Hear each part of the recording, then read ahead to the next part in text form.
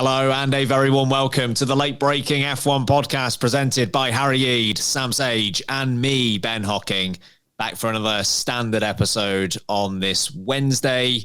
We're actually recording this, which of course means that loads of stuff is going to happen on the Tuesday and Wednesday. We're recording this on the Monday. So as is custom, Sam, what has happened in the next 2 days of F1 as we're recording this? I think that Jacques Villeneuve has come out of retirement to prove that he is better than Daniel Ricciardo, to shush the haters, and he will now try and win a second world title. Harry Eade has exploded. Good luck with that, Jacques. To be honest, I wouldn't put it past him. It's mental, but it's not that mental. Not that mental. I reckon that's the sort of thing Jacques Villeneuve would do because he's annoying. Good.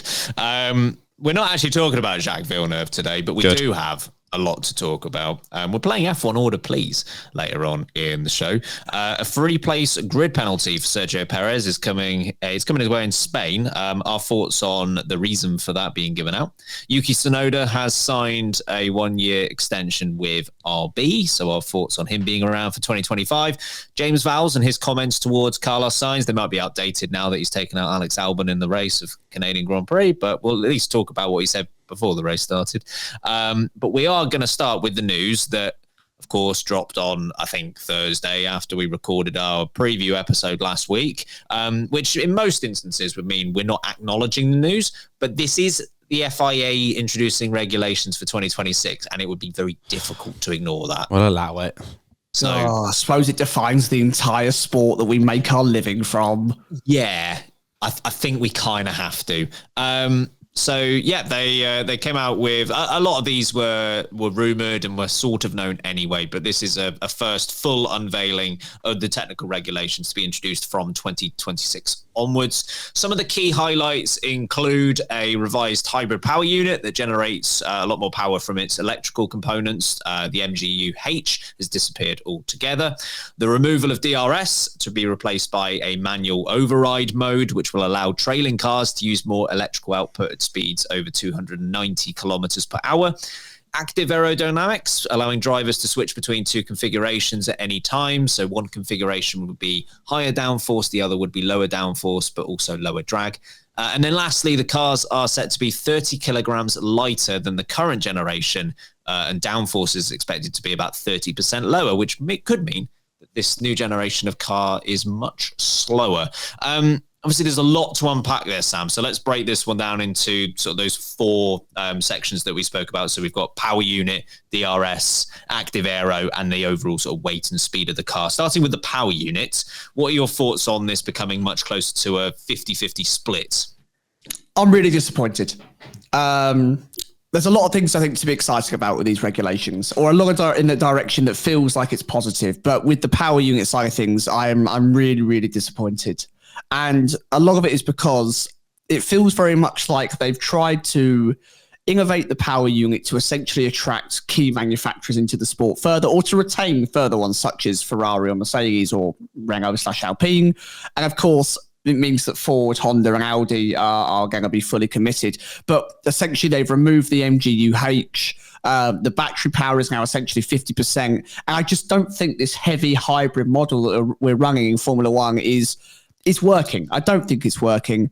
I know that the megajoules per lap has been essentially doubled as well in terms of the energy being recuperated from the braking, that's quite interesting that regenerative braking is becoming so much more powerful. I do think there's some great technology that could be applied to road cars. But and I've said this so many times, when Sebastian Vettel is running around in classic 90s F1 cars on sustainable fuel and it works and it looks great and it sounds amazing and it is also net zero, why can't we just go and have some fun and do something a bit different and move away from this hybrid technology, which I think it's expensive, it's chunky, and it is so unsafe if something goes wrong. We saw how many different changes we've had to make to the safety unit and the core power unit to ensure that drivers are looked after in case there's a massive accident. But I just think that, we're costing ourselves a lot of positives in the sport, including the weight, which I know has been reduced. But if we change back to a classic aspirated engine with a sustainable fuel model, I do think it will be even lighter and the cars will go back to being way more agile. So with the power unit specifically, I was quite disappointed in where this transition has come from. I really hoped that we would end up being down a sustainable fuel version rather than a battery-powered version. Harry? Yeah, I was the same. But to be honest, I think we knew this was coming in terms of the engines for 2026. The cars they're going in the right direction, which is a positive. The active error thing sounds like it's going to be controversial and more complicated than I think the FIA is willing to admit currently. But in theory, that could be a good thing. Getting rid of DRS, yes, and I put some sort of push to pass system. It's not quite IndyCar style, but again, it's a step in the right direction. Lighter cars, not light enough. Smaller cars, not small enough. But again, a step in the right direction. That's kind of where I've gone with all of these changes. I think it will be better. And for people who say that it's going to be worse because the car's going to be slower, it won't be. I'm telling you now. I'm giving you the Harry Eid stamp of guarantees, which is worth nothing. But it's a slower formula with better racing will be way better. Look at 2012. It was good. 2012 was good. That is a good point. On the power unit, I'm with you, Harry, in that there's no surprise at this point what was coming. The fact that the likes of Audi and Ford and would-be Cadillac have all been interested in the series because of what they knew the power unit regulations were going to be. If they just gave him a curveball at the last moment, I don't think they would be overly pleased. So I don't think there's any shock on the way they've gone with this. I think for me, the most surprising thing about the power unit is that Stefano Domenicali, also known as Steve Sunday, he had some comments about how in 2030, which will be the next power unit regulations, that the battery might not be needed by then, which might well be right and might well be true. It's just a really odd thing to say at this point, where I likened it to, imagine Sony have just released, like in 18 months' time, which is roughly time frame what this is going to be in terms of the 2026 regs. Imagine Sony in 18 months saying, we're going to release the PS6, and it's going to have this, which is exactly the same as the PS5, but actually we won't need that bit on the PS7 that will come in a few years' time. It just sounds nonsense, right? Why? It just overshadows, I think, exactly what they're introducing, even if it is right. So I was surprised by that. But you're right, Sam, in terms of these chunky power units, because that's what they are. It is going to be difficult. And it does feel like everything that they have done, rightly or wrongly, has to accommodate those power units. Everything else has to work around it. It's like packing a suitcase, right? If you're packing a suitcase, you always start with the massive big thing that you're putting in the suitcase, and everything else fits around it. That's kind of how the power unit is. Everything else isn't going to be fit in first, and then they just put a power unit in as well. It's a big boy. So we'll have to see. I don't think we've heard the last of this. I don't think the teams are particularly happy with a number of things. So this is just the start. No DRS, Sam. Your thoughts? Yeah, now this, big fan. Not just a big fan, huge fan of no DRS. I love the fact that we're moving towards, and I hope that this is backed up by the rest of the regulations, because otherwise it could be a total disaster. And this could be the one part of the entire regulations that could see an immediate overhaul within the first year of them being implemented if it doesn't work as intended. Because I think for no DRS to work as a concept, it means that overtaking has to be completely plausible using every other element of the car. You need to be able to follow closely. You need to be able to be near wheel to wheel through a lot of corners. You need to have the outright power and slipstream ability to get past the car in front of you. Otherwise, we end up with a real procession, because whilst DRS has not been everyone's best friend, and we've been quite publicly clear on this on the show that we think it's a necessary evil, it has done the positives, right? It has allowed for overtakes to take place. And when they get the size of the DRS zone right, it does produce really good late braking maneuvers into corners that mean that the DRS sets it up. It assists those overtakes. Sometimes it goes too far. Sometimes the zone is too big and you see cars blasting past their opponent before we've even got to the braking zone and it's boring. Sometimes it's too small. Monaco, for example, even with DRS, you can't really get a move done. So they need to make sure that the rest of the regulations are correct and viable and competitive to ensure that a no DRS zone framework is something that actually can allow and produce competitive racing, overtaking, variable strategies. I'm glad it's going, but I'm only glad it's going if the rest of the stuff works. Harry, your thoughts on DRS out and manual override mode in? Mom. Yeah, I am very happy about this. It obviously remains to be seen whether this will work, but I think it will. And I'm hoping, and they've not clarified this, but correct me if I'm wrong, about how actually it will be executed. But I'm hoping that actually this will bring in some more tactical, strategical play here. Somewhat what we had, or close to what we had with Kurz back in the day, because that was good. I think hers was good, and it worked. And you could play around with it during a lap. You could use it off the start. You could save a bit, hold back, and use it on the next long straight off the start. There's loads of reasons ways to use it. I'm hoping that's what they're going to do here with Mom, I'm very pleased about this. I do hope it does live up to IndyCar standards of push to pass. I know it's going to be a slightly different system, but anything that means that.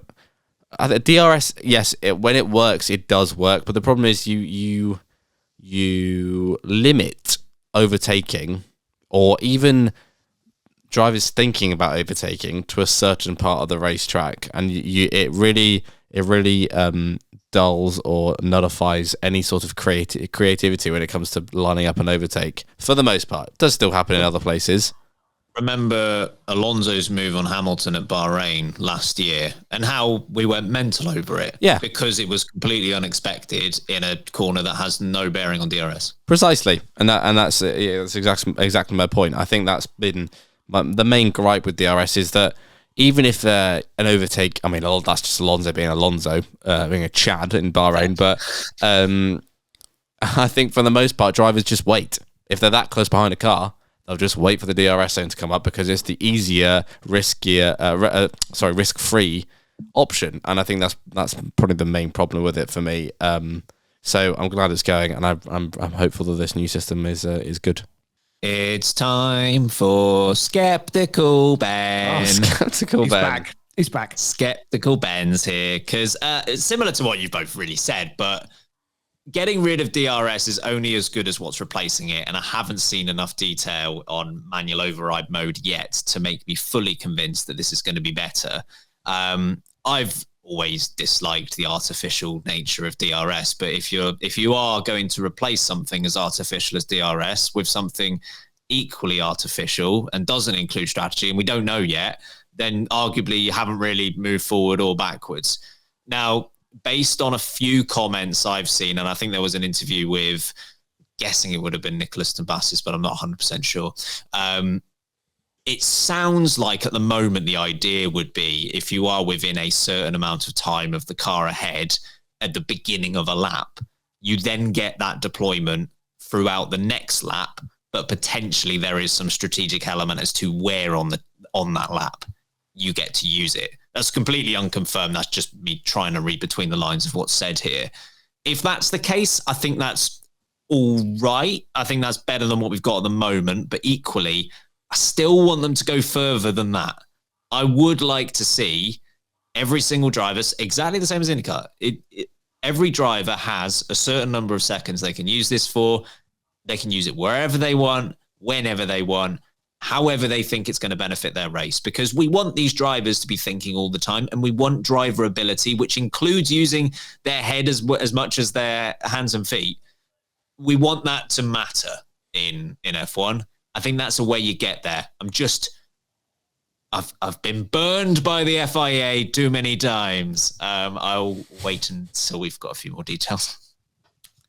Harry, you said that the active aero has a chance of being overly confusing.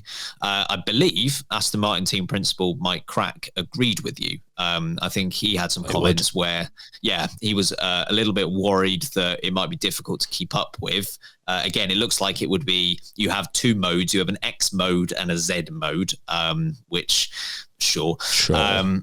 But yes, essentially one of them is going to be better in the corners. One of them is going to be better in a straight line. What are your thoughts on it? This is my worry that it's just slightly we're getting too complicated here, and I know why they're doing this. So one mode is grip in corners, and other mode is fast in a straight line, which it should aid overtaking as well. But I do it's got the makings of something that can go wrong very easily, and I just think F1 teams will figure it out, but I just think that's a very complicated system to get right. And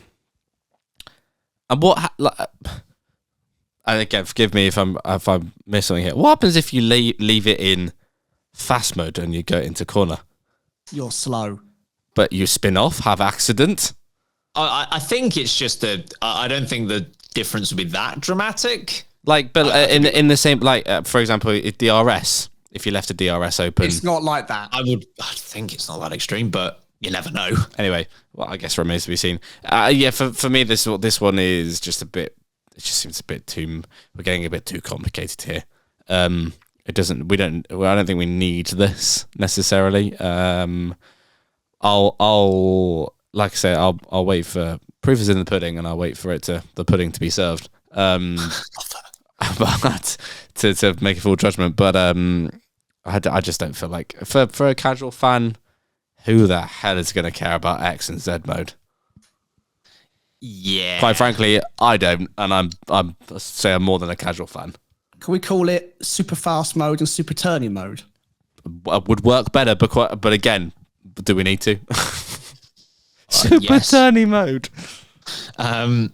Yeah, I have a few doubts on this one. My main concern on this is we could turn up at FP1, whatever the first race is of 2026, and all of the teams after FP1 know exactly when to use one mode and when to use the other. At which point, what's the point? If you get these teams are clever. I mean, some of them try their best to tell us otherwise at times, but they are very clever. And if they just arrive to a consensus very early on in the weekend as to where you use one and where you use the other, at that point, you've got to look at it and go, well, not really any point, is there? So unless there is a difference in opinion that could be gained from this, and we do get some being a bit bolder in terms of using that straight line speed in parts of the track where others don't, sure, that might be interesting, but I could see this going sideways very quickly. Sam? Yeah, it's a very confusing set of words, and sometimes I like your funny words, Magic Man, and sometimes I get very confused by what you're trying to actually say, and it comes across very vague. Because I feel like currently it could be a system that replicates what Mercedes brought in, which was quickly removed, which of course was DAS, right? Where you pull the steering wheel column back and it inverts the camber on the tyres, and it means that they've got a better straight line setup, and then it allows for tyre warm up to be improved. That is movable aero. It was removed from the car after the year because they frowned upon it. It's technically aerodynamics that are sitting a certain part of the racetrack. Equally, it could be so extremely other way that in my mind, I've got the scene from Men in Black 2 coming in where Will Smith is driving the car into the tunnel and he goes, "Don't push the red button," and they push it, and the car does that thing where it turns into the super flat, super fast car, and they drive it with a PS2 controller, and it flips onto the top of the tunnel, and then it's got all of the straight line speed craziness going on. I don't know what it's going to look like. It could be a transformer car. Not that. Probably not that. But you get my point. That the wording is so ambiguous. It's so interpretive. It doesn't seem. I don't seem to know what's really going on with it, and that scares me because it could be completely redundant. It could be completely useless technology that breaks, is expensive to fix, ruins cost cap conversations, and we can't have it being competitive anymore and overtakes and maybe ruined because of it if it goes wrong. Equally, I love the idea that Formula One want to try something new and experiment and do something a bit different. if it works, it could be brilliant. I'm just skeptical that it's going to work, but I'm happy to be proven wrong. Final point on the new regs is weight. Harry, what are your thoughts on this? Because some of the teams are already a bit worried that they're not going to be able to make this 30 kilogram reduction. What do you think? Why? You used to be able to make F1 cars small. Stop. No, it's not their fault. F1 teams. I'm sorry. Yeah. Well, it goes back to your chunky Chungus hybrid engines, isn't it? That's not helping things here. I mean, F1 teams will make it. They always do. Maybe not Alpine, but the rest of them will. They're still struggling with this one, this current formula. They're like, another 30 kilos? You're joking. Look, the way Mike Wazowski comes back. Bring out the meme. The weight reduction itself, like I said, it's a step in the right direction. It's still too heavy for me, these cars, but fine. I'm glad it's going the right way. F1 team, suck it up. You'll get over it. As long as it doesn't mean that drivers start doing what they did before and lose a lot of weight, like dangerously, because that's not good. But overall I agree with the weight reduction. These cars are so heavy. We watched this weekend. We watched all of the F1 together, pretty much all of it, and we watched Zhou Guanyu have the laziest spin in FP3. The guy just touched the curb, hit the apex of a corner, and it sent his car around. And because these cars are so heavy, he ended up in the barrier. Now, I know it's still his fault, but these cars aren't...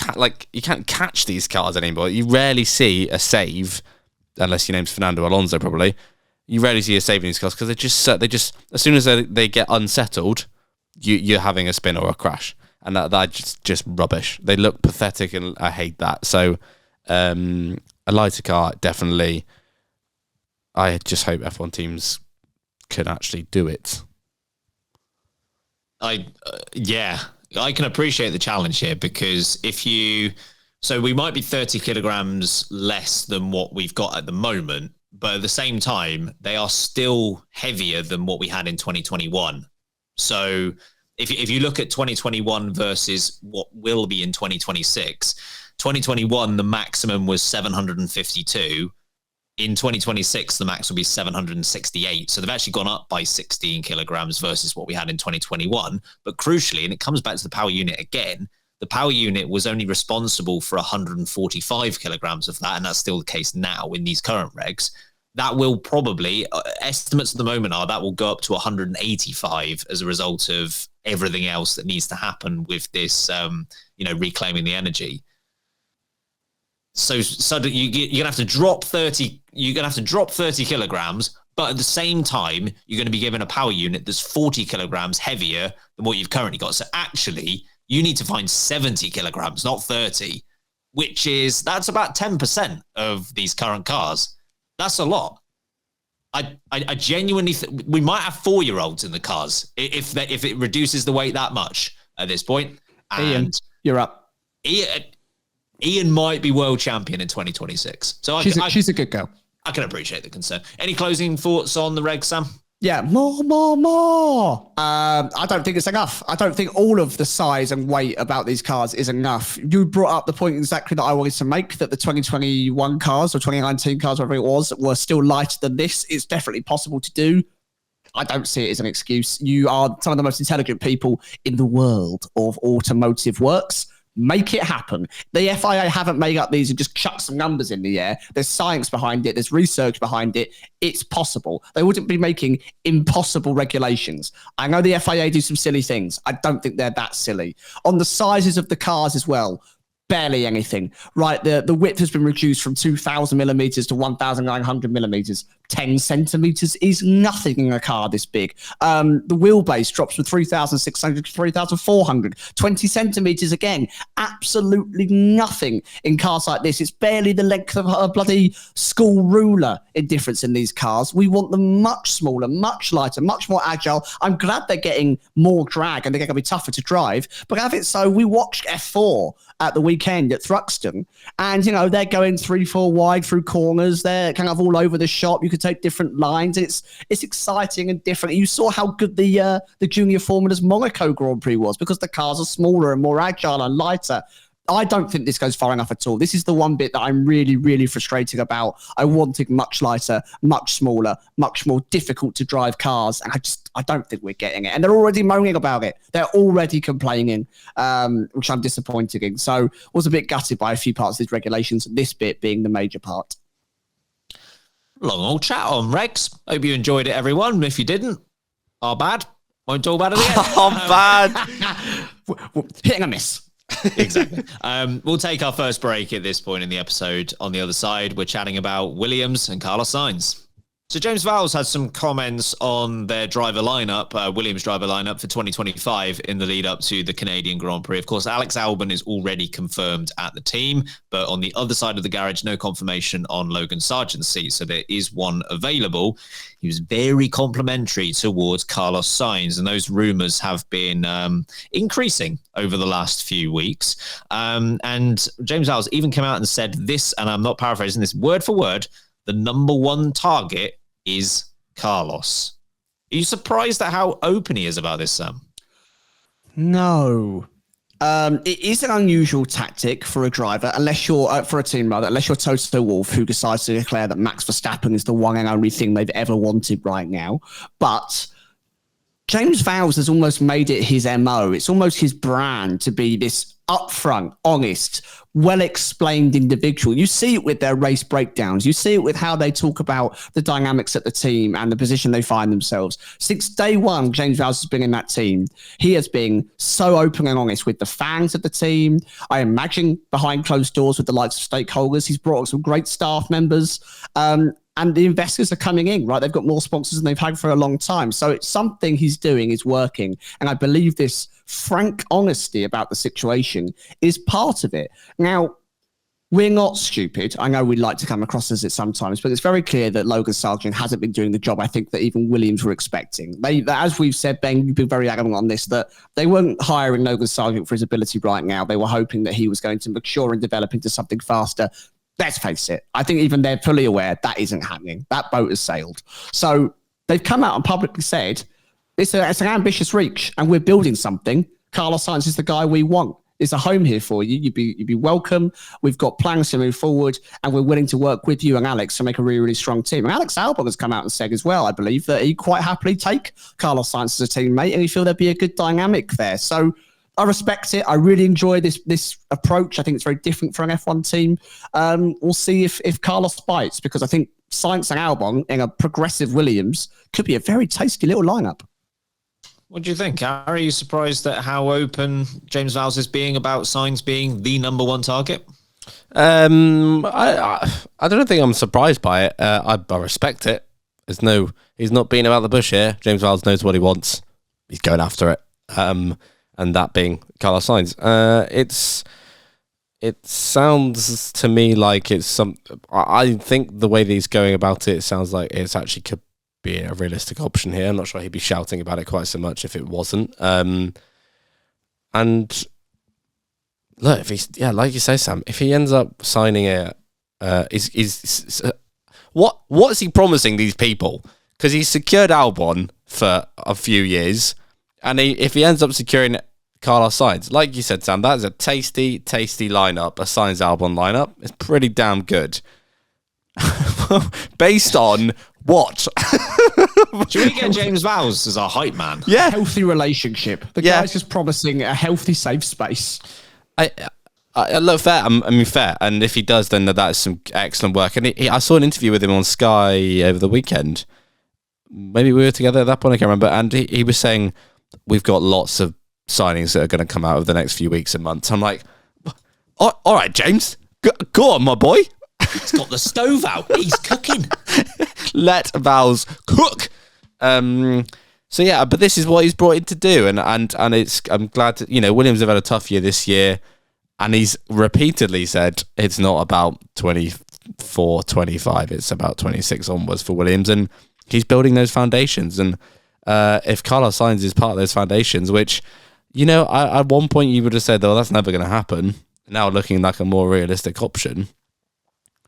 That could be very, very good time for Williams ahead. So, very interested by this. It does seem like actually this could be an actual done deal. The way Vowles is talking about it, but yeah, fair play.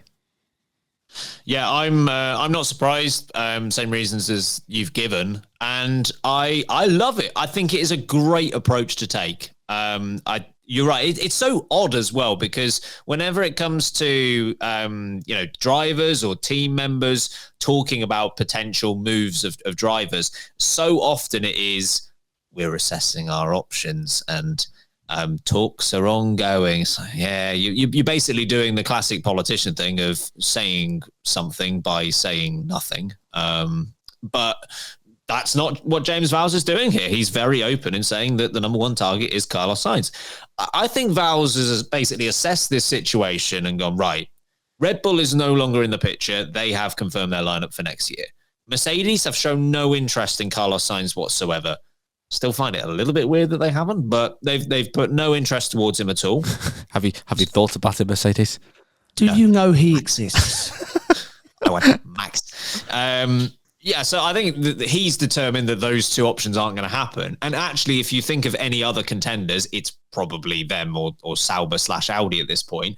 I think James Vowles can say confidently, whether it's right or wrong doesn't really matter. I think he can confidently say, we back ourselves versus any of those other teams. Like even with the incoming Audi, like we back ourselves. We want you, Sainz. You are great. We are going to be great. Look at all of these people that have already joined us. Look at all of these people that will join us. We are passionate about what we're doing. We are encouraged by what we're doing, and we are going to be great sooner rather than later. Join us. It's a great sales pitch. It's bold. It's direct, and I think it has a good chance of working. I respect him a lot for going down this path. Logan Sargent, of course, currently in that seat, and he will be listening to this and hearing that exact line. Our number one target is Carlos. Does that comment, Sam, just is that it? It's got to knock the wind out your sails, isn't it? And he's a good lad as well, Logan Sargent. And you see how much he's tried. I mean, it's an example we've used time and time again, but I throw it back to how much he tried at the likes of Qatar, where he was struggling so much. He just wanted to do his best. And you've heard him come over the radio in frustration where mistakes have been made or problems have come out. And he's almost upset over the radio. He's like, I don't know what I'm doing wrong, or why has it happened? I was trying so hard. And you kind of hear his engineer come over and go, we know, mate. Like, we know. And I don't think anyone has any malice towards Logan Sargent or Williams. I don't think they want to turf him out the door. I don't think they would if they didn't have to at this point. But you saw his head in his hands after the Canadian Grand Prix where he dropped it twice. He essentially finished last. He was the worst driver on the grid, pretty much. It's just for the sake of the fact that this is a competitive sport and not a fun event where, everyone gets a participation trophy. I think he knows, and Williams know, it's time for him to go. He gave it a good try, but he's just not cut out for it. And I think the realization is setting. So bit gutting for him because he seems like a sweet guy, but it's just not the one. He's struggled so much consistently on track that I essentially reached a point where I didn't think that anything on track that he did was going to determine whether he gets a seat next year or not. Because, I mean, at what point do you say, okay, that's enough, or no, actually that's enough? So I was convinced that nothing on track was going to be the deciding factor, and actually it was going to be something off track instead. This is it. Yeah. I think this is it, because even if, let's say Carlos Sainz, it falls through and that doesn't happen, can you go back to a driver who you have been as open as this to say, look, you weren't our number one I just can't see it. I cannot see it. I can perfectly see Carlos Sainz that not happening and them going for another driver and that working out. I just can't see them considering Logan Sargent as an option full stop after saying this sentence. It would be weird. I felt like this was the confirmation. What do you think, Carrie? Yeah, absolutely. There's no way they're gonna keep him. I'm sorry, Logan. And like you said, Sam, there's no malice towards him whatsoever. But it's just, it just seemed there's just a fact. You've openly said there's another driver who's your number one choice here. Not even an option. No, he's the number the one option. He's the option, and you know that's for Logan. He must know that he's not even the number 2 option here. So because he knows he's not the number 2 option because he's currently the one driving the car, and that would you would think, well, that makes me number 2. But why would he be saying number 1? I should be the number 1 option, but I'm not, even though I'm the one driving the car. So. Yeah, I just don't see why they would. Like I said, Ben, it'll be someone else if it's not Sainz. And it's a tough one. That's a tough one for him to take. You know, fairly early on in the year, but he's still got a long season ahead to prove himself. I'm not saying there's another drive out there for him, but it doesn't mean that he should let his head drop on that one. I'm sure that's tough to take, but maybe it'll do the opposite. Maybe the pressure will be lifted off, and he can. You know, perform better that way, but yeah, it's not going to be Logan. IndyCar? Yeah, I mean it's a very plausible option. Sure, Wouldn't why be mad. not? Wouldn't be mad. Focusing on the Carlos Sainz part of this, Sam, for as long as we can remember, Carlos Sainz, since he's gone from Ferrari, it's been Audi. Like that is the number 1 option, and then all of a sudden, last couple of weeks, Williams have seemingly sprung out of nowhere. Is Williams the right call for Carlos Sainz? It's a really tough question, isn't it? Because it's essentially saying to Carlos, predict the future. Tell us what one will be more successful and how you'll have a better career with. And that is the impossible. You've got to assess your options. You've got to hope that they present a very honest plan to you of where they think they could be and what that is. And then you as a driver have got to have a technical understanding of, 1, what that means, 2, how it fits into the future, and 3, using your current knowledge of the setup that you're in to go, is that going to be progressive? Is that going to be positive?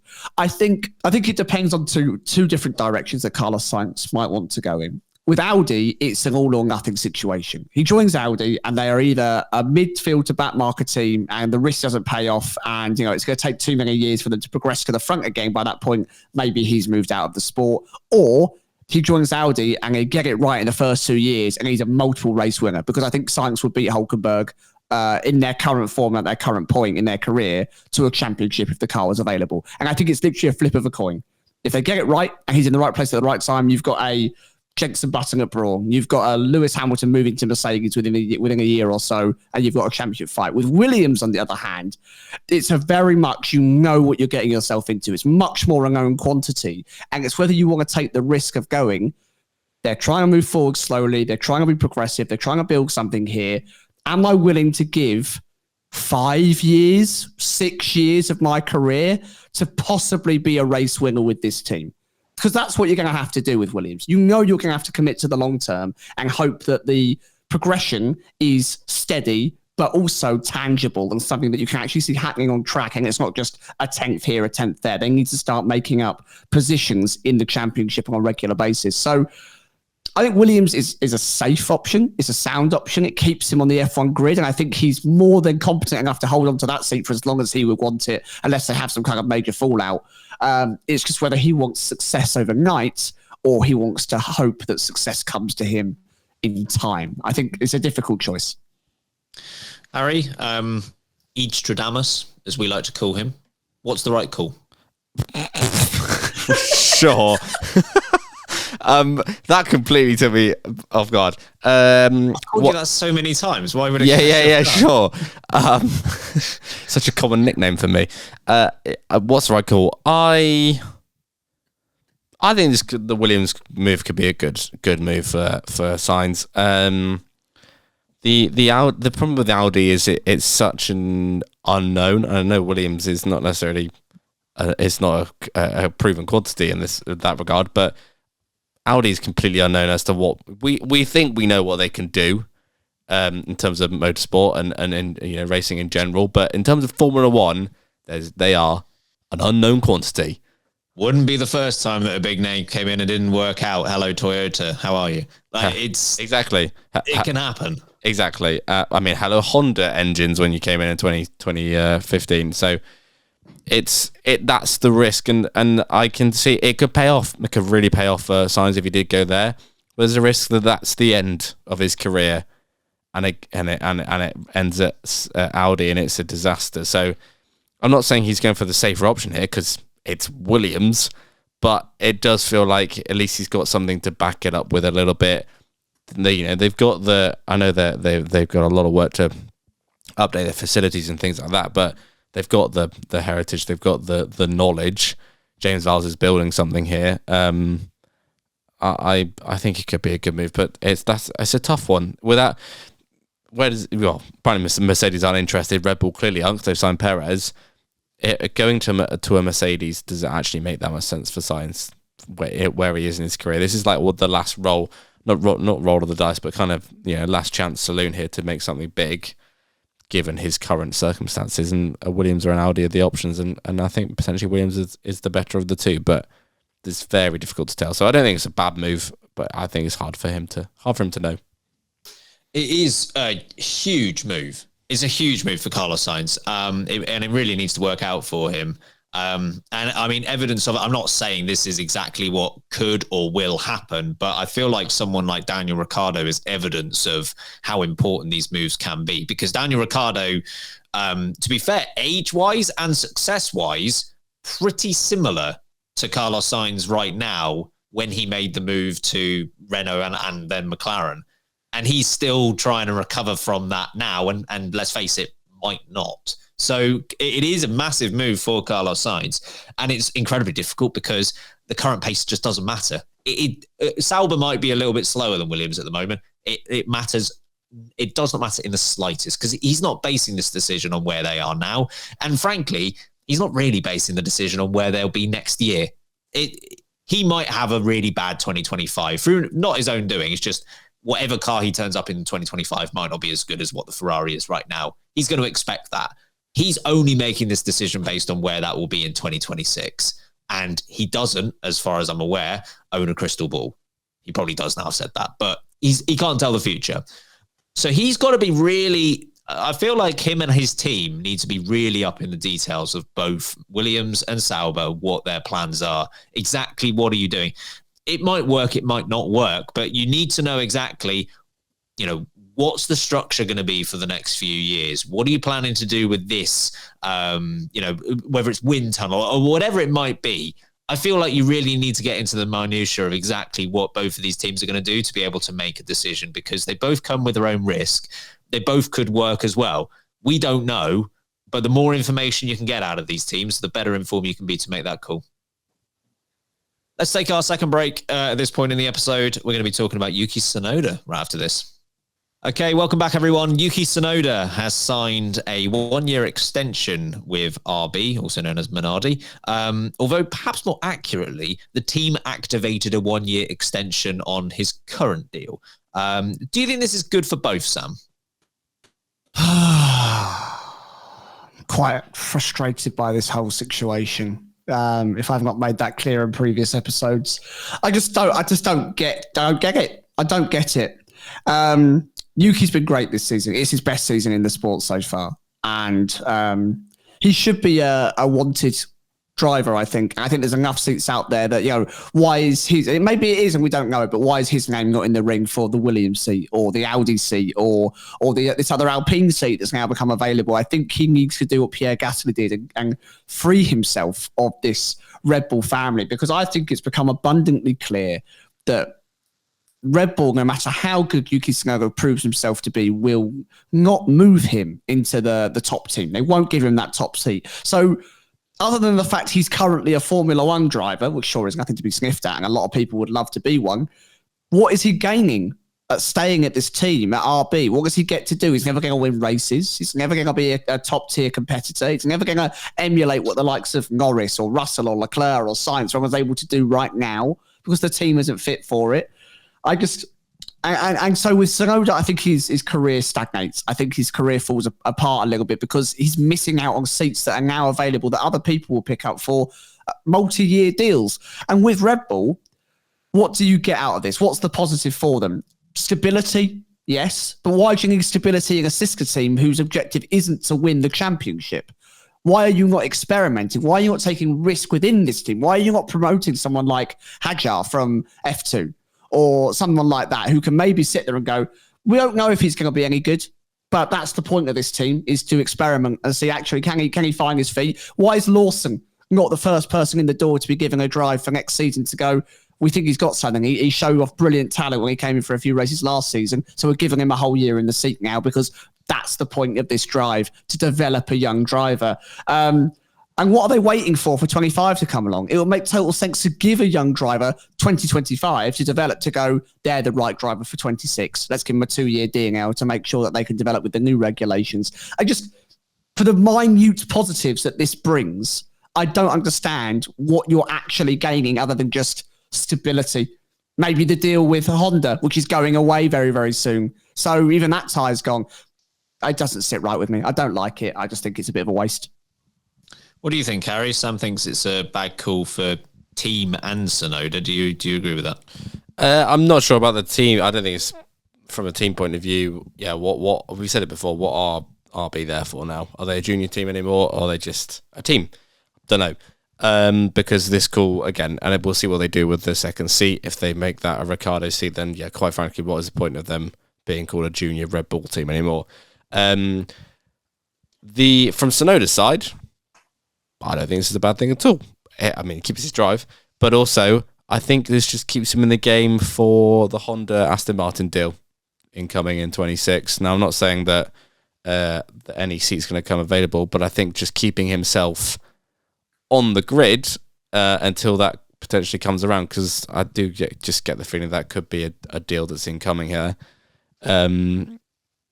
is no bad thing. I think sitting on the sidelines, even for a year, is just never as good as being in the car. So from Yuki's point of view, I don't see this necessarily as a bad thing. I know it's another season in the same team, that being the junior in inverted commas Red Bull team, but I don't think it's a disaster for him. And he's coming off the back of his strongest year so far.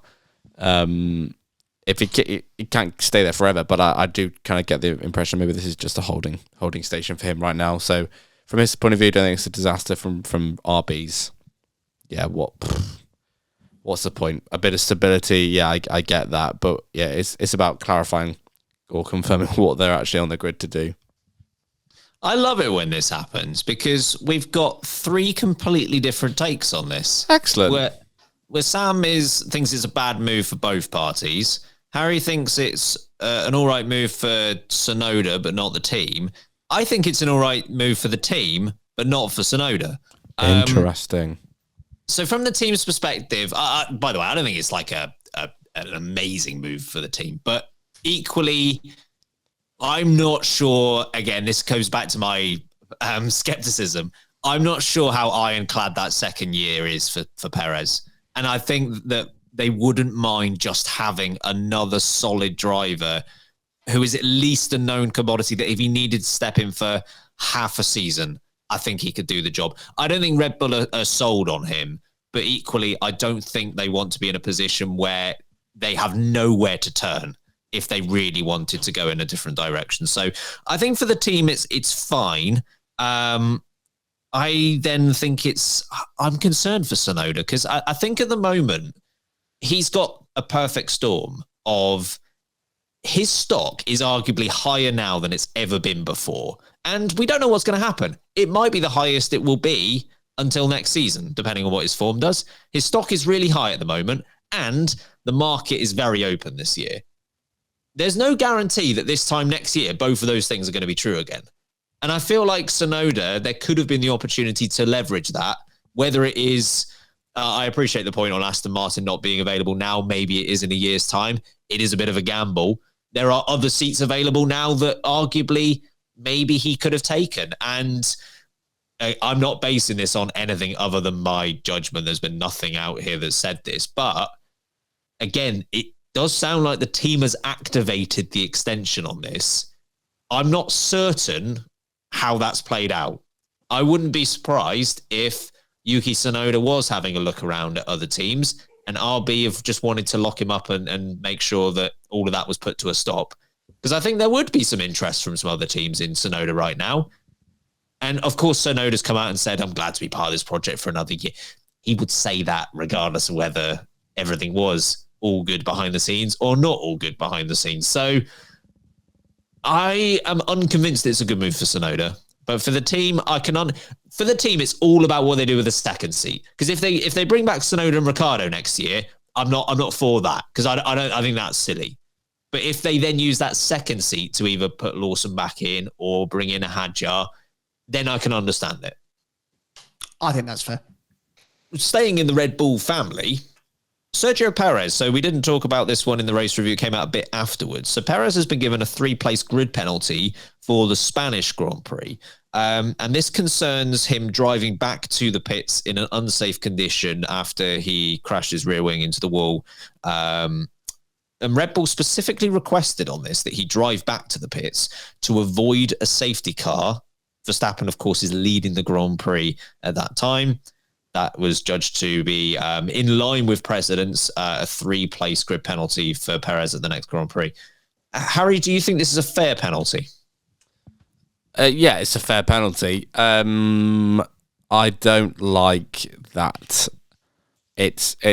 Look, they are within their rights. It's their car, within their rights to tell them to get it back to the pits. But for the reason that they have done it, doesn't sit well with me.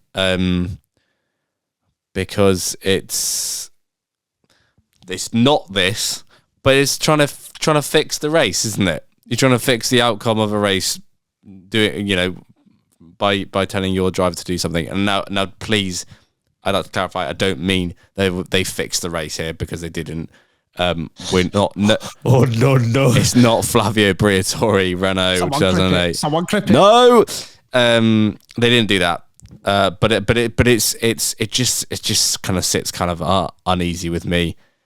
Your other driver has binned it in the barrier all by themselves. Your team, if that causes a safety car, then the team has to face. If that causes a safety car and loses Max Verstappen a win, sign a different driver. Have a different. If that's the problem you got here, your other driver is binning it and costing you results, then maybe sign a different one. So. It doesn't sit well with me. The penalty's fair. Feels like there needs to be some clarification on what you can. I mean, it's a very niche, unique situation, and we saw not something similar, but almost similar with McLaren in Miami, where they were like, Oscar, do not do anything to jeopardize this win by causing a safety car. Now, that's slightly different, and I'm sure if Oscar had a crash and he could have got back to the pits, I'm sure McLaren would have done the same in that sense too. So. In that situation too. So yeah, I think penalty's fair. I feel like there needs to be some sort of ruling on what. It's a very unique situation to happen, but some sort of ruling on what is that you're allowed to get your driver to do there. You could argue Perez's car wasn't that damaged. The rear wing was hanging off. Fine, they could fight that one, but still, I think just in general there should be a blanket rule over it. I didn't like this at all. I think the penalty should have been harsher. Because what you are essentially saying at this point, what Red Bull is saying at this point is, I don't care about safety. We care about the race. And they're an F1 team. Of course, they're going to try and gain every advantage that they can. And I'm not saying that other teams wouldn't have done the same thing. There might well have been other teams that have done the same thing. But to tell your driver to drive your car in an unsafe condition so it doesn't impact our race, I don't like that. Safety should be paramount in this sport, and I think it should be far higher up the priority list than what Red Bull made it. And honestly, if you were to ask Red Bull after the penalty that they've been given, or let's just say this is the penalty that you will be given if you do this, I think they do it anyway. I know Sergio Perez is going to be hit with a 3-place grid penalty at Spain. I think they look at Verstappen leading the race and go, you know what? It's been a weird race. It's quite late on. A lot of weird things have happened. He's got 25 points in the bag here. Fine. We'll take the 3-place grid penalty for Spain. And that surely isn't enough of a deterrent if that's the case. I appreciate it is very difficult to tell what is safe and what is not safe. But I know that Perez on his way back to the pits, parts of his rear wing did fall on the circuit. If that causes a puncture for another car, at best, it ends their race, which is unsportsmanlike. At worst, it causes a crash, which again is even more danger, which I'm not in favour for. So I was fine with a penalty. I think the FIA should have clamped down on it more. Sam? I was really disappointed in Red Bull for doing this. I I think they've gotten away essentially scot-free. Let's face it, Max Verstappen out of both those drivers will be the one in contention for the race win in Spain. This does not negatively affect their actual top driver in the slightest. He'll get to carry on without any repercussions. He gets the no safety car ruling in Canada, and he gets to go into Spain without any punishment. And they're happy to sacrifice Sergio Perez. It's a very cheap deal for them to make. And I actually think Will Buxton came out and said it, that, the degree of separation between asking your driver to do something unsafe in order to not make a safety car is only so slightly different to asking your driver to do something to make a safety car, which is what Singapore '08 was. It was called match fixing or race fixing. It did result in bans. I'm like Harry said, we're not calling this fixing. And I don't think that was ever in their mindset that, that's what they were trying to do. But you have specifically and intentionally broken a rule to ensure that a decision goes your way for your team in that moment, and they've gotten off very lightly. Equally, we saw how treacherous that track was. We had 5 DNFs. We had crashes. The track was slippery all over the place. He's driving around on a mixed conditions track without a key part of your downforce that keeps the car in place. Anything happens. Anything goes wrong, then that is an immediate risk of health and safety to so many people. Even if he comes into the pit lane, we saw how treacherous that could have been. What if he hits a marshal? What if he hits another pit crew member? Because we saw Bottas spin, remember, in the pit lane a few seasons ago at Mercedes. It's not impossible to suggest the same thing could happen. I might sound like I'm being dramatic, but I think Red Bull deserve a far harsher penalty for this. And I almost feel bad that Perez is taking the brunt of this punishment, because unless he were to stand up on the radio and go, no, that's not safe, I refuse to do it, he's been punished more than Red Bull have. And I think that's really unfair. So I was really disappointed they made this call. I do think it needs to be harsher. I think a rule needs to be brought in that fully cements you do it, or, unlucky Sally, you're having a bad time after that one. This was not okay. I just want to echo the same point on Sergio Perez. I don't put this at his door whatsoever. This is on the team. Should we do an F1 fantasy update? Because it's good. Nah, probably not. Is it good? No, not really.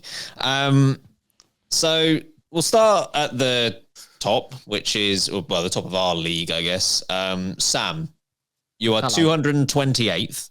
Yes. Down 13 positions from last time out, which, of course, we want to be going up rather than down, but equally, based on not a good weekend, I'm assuming you'll take it. Yeah, when you've got Ferrari car, both Ferrari drivers, you've got Nico Hulkenberg, and you've got the Kick Sauber and Bottas, it was tough to have a good weekend. So the fact I dropped only 13 places but scored less than 100 points, I'll take it. Yeah, I'm now 280th. That's down 23 positions.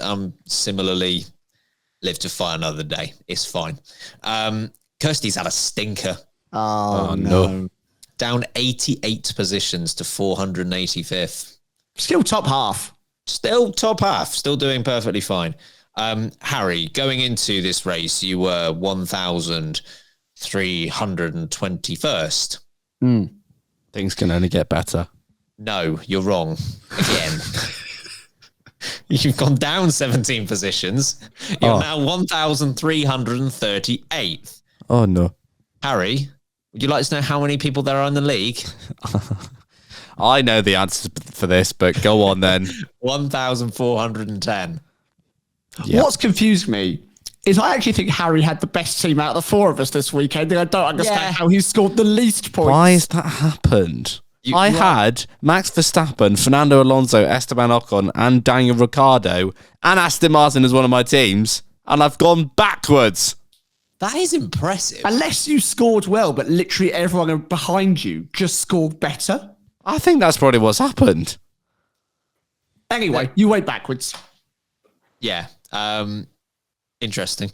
At the top of our league, doing far better than any of us. It's still the same top two. It's very close between these two. And there's a bit of a gap back to third. So Sweet Papayas and Team Austrian Anthem continue to battle it out over the top spot. Sweet Papayas currently has the lead.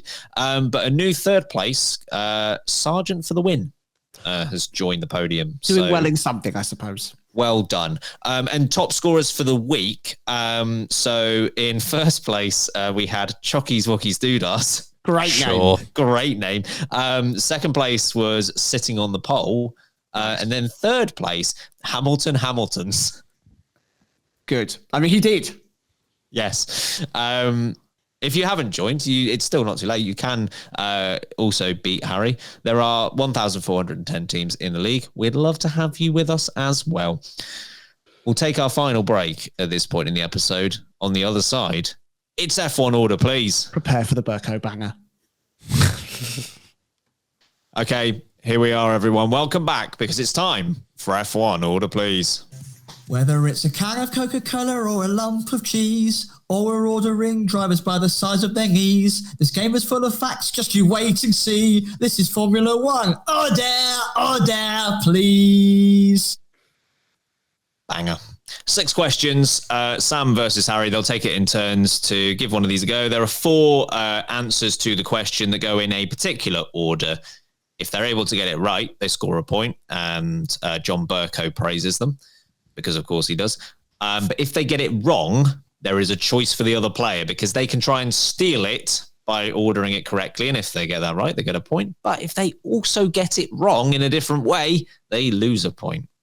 So, Harry, you can start us off this time out. What number would you like? Number 4, please. We've already had number 4. Imagine. Surely not. It's actually not included in this quiz.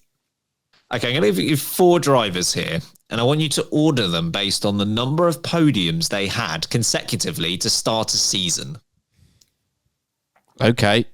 So you've got Max Verstappen, Jenson Button, Fernando Alonso, and Michael Schumacher. From most to least. Yeah. Schumacher, Verstappen, Alonso, Button. You know what? It's not a bad start, is it? Oh!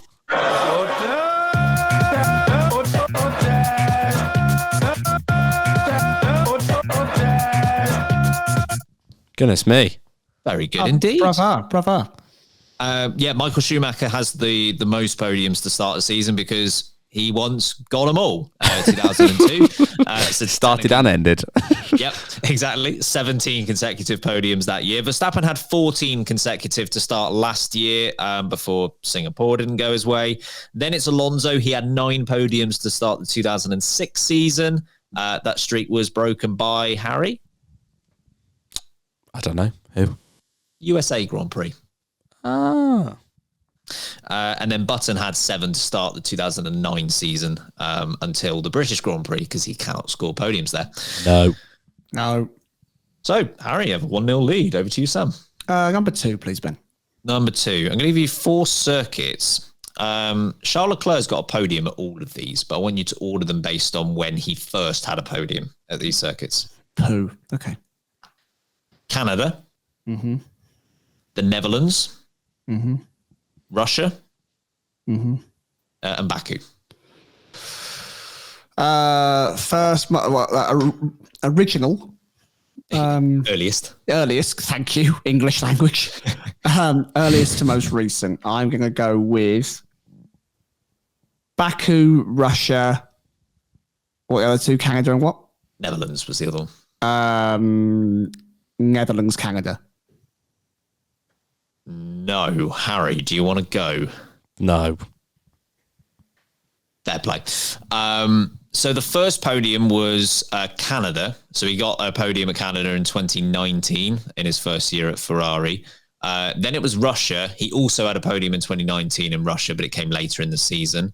Then it was Zandvoort, Netherlands, 2022. He got a podium there. And Baku, he didn't get a podium there until last season. That was his first one. So that was last. The more you know. Harry, back to you. Number 6, please. Oh, said that with confidence as well. Thank you. 4 drivers. I want you to order them based on how old they were when they made their debut in F1, and go youngest to oldest. Okay. Esteban Ocon, Carlos Sainz, Alex Albon, and Oscar Piastri.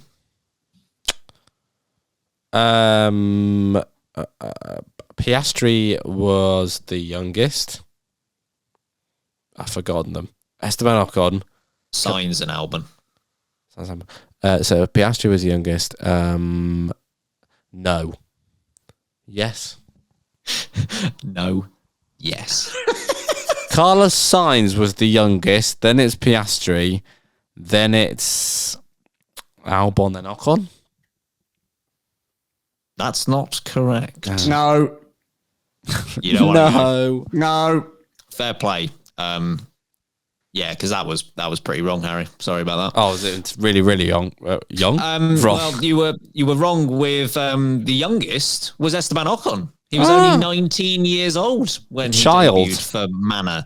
Sainz was then 20, so he was second. Then Piastri was 21. Albon was the oldest at 22. Goodness me. Yeah, I wouldn't have got that right. It's a tough question, then. Back to you, Sam. What number would you like? I'll have number 5, please, Ben.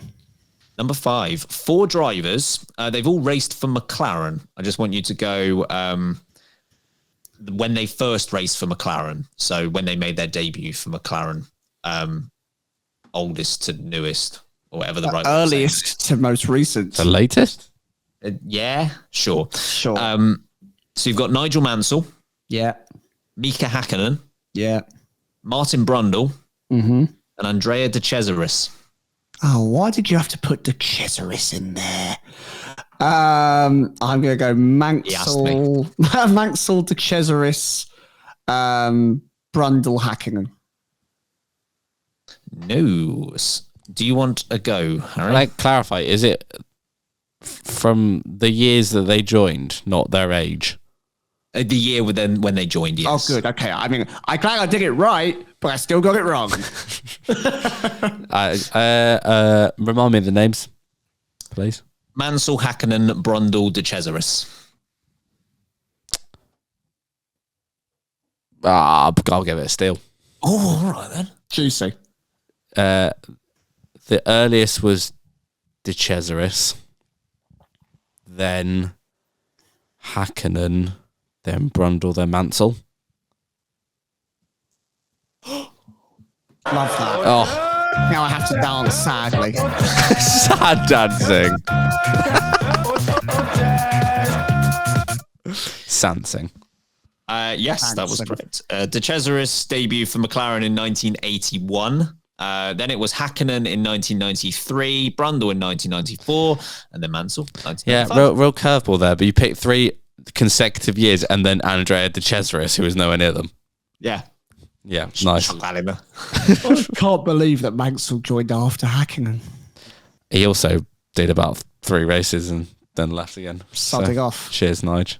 Cheers, guys. Couldn't Couldn't fit in the car. True story, folks. Look at that. It is very much a true story. We go back to you, Harry, for this next one with a 2-0 lead. What's left? You've got number 1 or number 3? Number 1, please. Number 3. Oh, I'm going to get it out. Well, you've got the opportunity when we go. That's so true. So 4 drivers, I want you to order them the same way that you ordered the last one. So From when they joined. Well, they didn't join, but we're going years here. So Okay. Same concept. When they first won the Italian Grand Prix, you've got Rubens Barrichello, Michael Schumacher, Juan Pablo Montoya, and David Coulthard. Michael Schumacher was the earliest. Then David Coulthard. Then Juan Pablo Montoya. Then Rubens Barrichello. I am going to have to just take a quick break, I'm afraid. I need to call the fire service. This guy's on fire. Oh boy. More sad dancing. Folks, you need to look at our YouTube for the sad dancing in action. It's quite a sight. I'm so bad at It's quite a bleak sight. I'll be real. That was very impressive, yeah. 1996 was Michael Schumacher's first win at the Italian GP. Then it was Coulthard in 97, Montoya in 2001, and Barrichello in 2002. Can we come up with a game where it's all about either being annoying or being angry? because I will win those. Okay.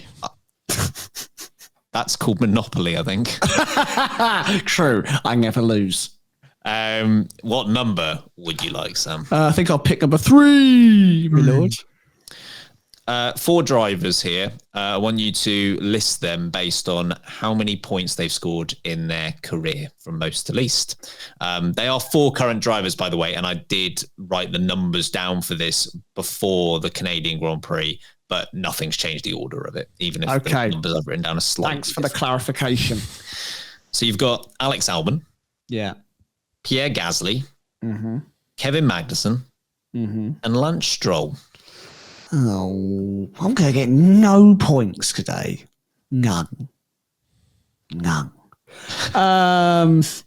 so Albon, Gasly, Magnussen, Stroll.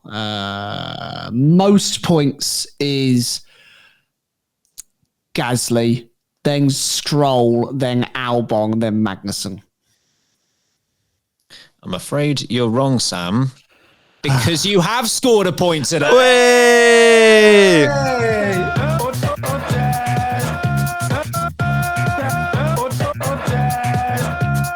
God, dance never felt so good. Goodness me. What a journey. So, well done. Pierre Gasly scored the most career points. What is now, again, I've got to change the number here, so 397 points he's now got. Then it's Lance Stroll on 285, Albon 230, and then Magnussen 187. I think we're all winners, to be honest. We've had a great time. You won, but Podcasting is the winner when we do podcasts. What a line. Put it in the bio, guys. Podcasts are the winner when we do them. it's been a long weekend. Goodness me. I think, Sam, it's probably time to put an end to it. Yeah, thanks. No End it question of all. the week. That's how tired we are. We're saving it up, the best part of podcasting, until next week. I promise it'll be back. Folks, we've got a live show. We haven't mentioned it. We've tried very hard not to talk about it constantly, but tickets are available to everyone. The link's in the description. We've had plenty of people picking up some tickets. Someone in Australia has bought tickets, and they're flying over for the show. Excuse everyone. Which is mental. Is that true? Yes. Goodness me. A screenshot. Wow. So- Thank you, Australia. The rest of you, pull your finger out. Correct. Finger out of something, put it on the keyboard, buy a ticket. Buy a ticket. Wash your hand first. Please wash your hands. Goodness me. Thanks for listening. Join the Discord. Links in the description as well. We've got a quiz coming up in a couple of weekends' time, which Ben's running, the 29th of June. That'll be in the Discord. It's great fun, multiple choice, super fun. Don't worry about getting things wrong. I get it done plenty of the time. I just annoy you all the whole time while we're there. Social media, Late Breaking F1, YouTube, Late Breaking F1, Twitch, Late Breaking Podcast. We did our first ever live stream during practice on Friday, and it was really, really good fun. We had quite a few of you turn up, and we're going to do more of it. It was great. TikTok as well. Check it out. So much. PO box is available. We did got a card there on YouTube. You can see me pointing at it. Called Very Harsh. We love that. Thank you so much for sending that in. It was brilliant. Being very, very harsh. There we go. Thank you, Ben. Cheers, Ben. Good noise, Sam. Good noise there. I think that's everything. We'll be back on Sunday for another standard episode because, of course, no racing going on this weekend. In the meantime, I've been Samuel Sage. I've been Ben Hocking. I've been Stradamus. And remember, keep breaking late. I don't understand it. Me neither. No idea.